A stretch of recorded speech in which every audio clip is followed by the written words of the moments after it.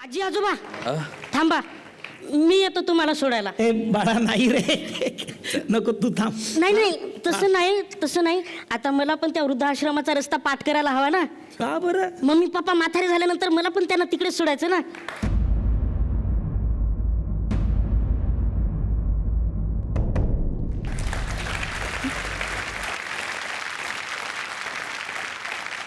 सासूबाई आम्हाला माफ कर, आमचं चुकलं. पप्पा थांबा ना पप्पा. तुमच्या पाया पडतो, आमची चूक आम्हाला कळली, जाऊ नका. पप्पा नका ना जाऊ पप्पा. तुम्ही राहा घरात, वाटल्यास आम्ही घराबाहेर जातो, पण तुम्ही थांबा. पप्पा मला वाटतं माऊली, कसं आहे की संसार हे एक वर्तुळ असतं, ते फिरून चक्र पूर्ण करतच. त्यामुळे त्यांच्याच मुलाकडून त्यांना शिक्षा मिळाली आहे भविष्याची. तुमची मुलं चांगली आहेत. त्यामुळे मला असं वाटतं की होम मिनिस्टरने आतापर्यंत अनेक कुटुंबांना एकत्र आणलं. आजचा सुद्धा हा असाच एक क्षण आहे. माझी परमेश्वर चरणी अशी प्रार्थना आहे की या सगळ्यांना सुबुद्धी मिळू देत आणि आपल्या मातापित्यांना कसं जपायचं, किती जपायचं याची चांगली शिकवण मिळू देत. मला वाटतं मुलांना त्यांची शिक्षा मिळाली आहे, कारण त्यांच्या डोळ्यातले अश्रू खोटं बोलत नसावेत. त्यामुळे तुम्ही त्यांना मोठ्या मनानं माफ करा आणि स्वीकारा, एकत्र राहा. आजी आई अण्णा आजी अगं आई थांबा ना. थांबून जाता एवढं म्हणतायत ते. आ?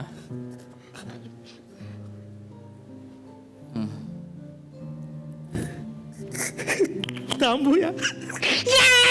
आजी थांब ना.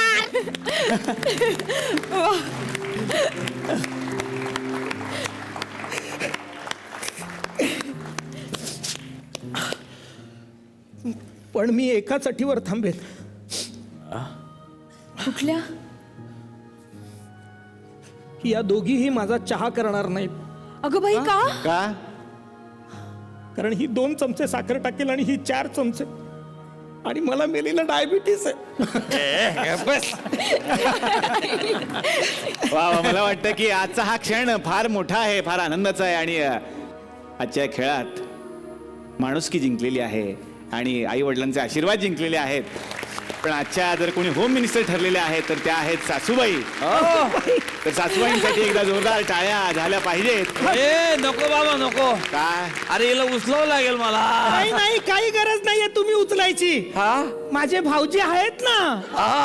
तर मला वाटतं की पैठणी तर मिळाली पाहिजे. आणि मी किती प्रयत्न केला आवाज काढण्याचा तरी सुद्धा ओरिजिनल ते ओरिजिनलच. तर माझी अशी इच्छा आहे की भाऊजींनी येऊन सासूबाईंना पैठणी द्यावी.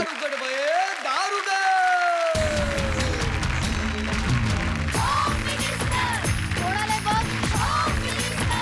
शाळेला उशीर होतो होम मिनिस्टर. आज कामवाली बाई पण नाही आली होम मिनिस्टर.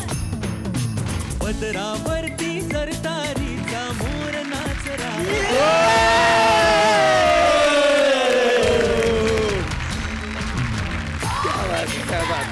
क्या बात आहे. तुमचे फॅन्स पण प्रचंड आहेत, करोडो जगभरात. पण एक अशी फॅन आज इथे आलेली आहे सर, जी तुमच्यासाठी रोज प्रार्थना करत असते, तुमच्या चांगल्या आरोग्यासाठी, तुमच्या आयुष्यासाठी. आणि आदेश सरांच्या आयुष्यात काय काय घडतं याची अपडेट ती रोज ठेवत असते.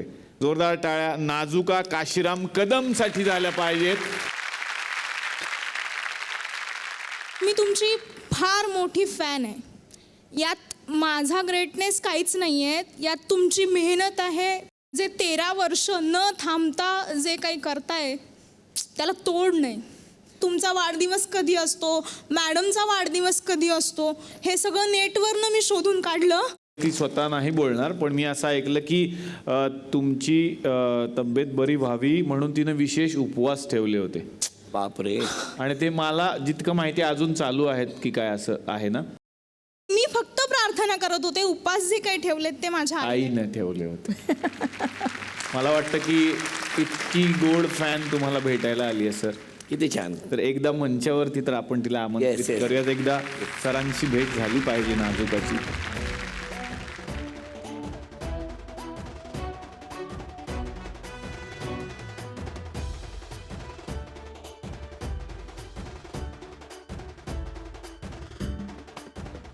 तुम्ही आई त्यांच्या? God bless you. अरे वा, आईंसाठी जोरदार टाळ्या. मला मी नमस्कार करतो. पण खरंच आदेश सर, आता ज्या गोष्टीचा उल्लेख झाला खरं तर तेव्हा आमच्या काळजाचा ठोका चुकलाच होता. हो, खूप टेन्शन होतं सगळ्या महाराष्ट्राला. सकाळची वेळ खरं तर निघालो होतो. होम मिनिस्टरचं शूटिंग होतं कर्जतमध्ये आणि नेहमीप्रमाणे एखादा व्हेजिटेबल ज्यूस प्यायचा ही सवय, मी तो ज्यूस प्यालो. घरातल्या घरात केलेला ज्यूस होता. सुचित्रा मीटिंगसाठी झीमध्येच हो, माझी नांदा सौख्यभरेचीच मीटिंग होती. Meeting So, मी मीटिंगसाठी गेले आणि मी पूजा करत असताना आमच्याकडे काम करणारी जी मुलगी आहे तिने मला विचारलं, ताई कुठला ज्यूस देऊ? म्हटलं कुठला देशील? तिने तर व्हरायटीज ऑफ ज्युसेस मला सांगितलं, काकडी, टोमॅटो, दुधी. अगं दे म्हटलं कुठला पण दे. मी तयारी करून बाहेर आले तेव्हा तो ज्यूस असा एवढा ग्लास भरून ठेवलेला होता आमच्या डायनिंग टेबलवरती. समहाव मी हे बोलले होते तिला की तो ओतून टाक, आदेशला पण देऊ नकोस, पण तिने तो तिथेच ठेवला. तो तसंच कोणाशी तरी फोनवरती बोलत होता आणि त्याने तो ज्यूस घटाघट प्यायला, जो एक्स्ट्रीम कडू होता. म्हणजे कारल्याचा ज्यूस कसा असेल, जो एवढा ग्लासभर कोणीच नाही पिऊ शकत, खरंय. हा दुधीचा ज्यूस म्हणून तो प्यायला. आणि तो प्याल्यानंतर एका तासामध्ये परिस्थिती एवढी खराब झाली की मला लूज मोशन्स सुरू झाल्या, मला उलट्या सुरू झाल्या. हॉस्पिटलच्या गेटवर गेलो आणि मी कोलॅप्स झालो. आणि मग लक्षात आलं की माझं ब्लड प्रेशर 0 झालं आहे. Pulse not palpebral. माझा हार्ट रेट काहीतरी 36 वरती आलाय वगैरे असे आकडे कानावर पडत होते. मला लगेच ICUत शिफ्ट केलं. आणि मी माझ्याबरोबर म्हणजे जे आदेशचे असिस्टंट होते त्यांना पण सांगितलं, मी ज्याला कोणाला रडायचं असेल त्यांनी हॉस्पिटलच्या बाहेर जाऊन रडायचं, इथे बसायचं, फक्त देवाचं नाव घ्यायचं, पॉझिटिव्हिटी जनरेट करायची, तरच सगळं व्यवस्थित होऊ शकतं. समहाव आय डोंट नो, त्याला असं नेहमी वाटतं की मी नेहमी रडत असते आणि असं तसं, पण मी खूप स्ट्रॉंग हार्टेड आहे.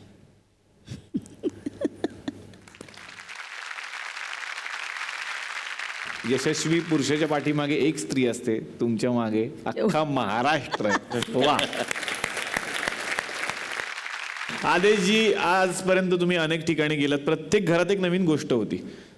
भावा बहिणींची एक सुंदर गोष्ट बघायला मिळाली आणि ती आयुष्यभर आमच्या लक्षात राहील की एका बहिणीच्या घरी तुम्ही गेलात आणि त्यांना भाऊबीजेच्या दिवशीची एक भाऊबीज तुम्ही मिळवून दिली. ती म्हणजे त्यांचा बंधू, जे त्यांच्याशी बरीच वर्ष बोलत नव्हते.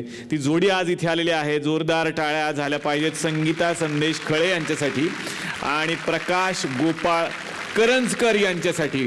संगीताची तुमचं स्वागत आणि एक भाऊबीज तुम्हाला भाऊजींनी मिळवून दिली. काय सांगाल? आदेश भाऊंजींमुळेच आज माझा भाऊ माझ्याजवळ परत आलाय, त्यामुळे खूप मोठी गोष्ट आहे खरं तर. आपला भाऊ जो लहानपणी आपल्यासोबत खेळतो, आपल्याला सांभाळतो. आजारी आहे पण तो माझं सगळं माझ्याकडे खूप लक्ष देतो. काय हवं नको ते सर्व विचारतो. खरं आज खूप मोठी गोष्ट घडली की तुमच्यामुळे त्यांचे बंधू त्यांना मिळाले आणि बंधू मिळाल्यानंतर आज त्या एका आजारांनी जरी ग्रस्त असल्या तरीसुद्धा त्यांचे बंधू त्यांची प्रचंड काळजी घेत आहेत.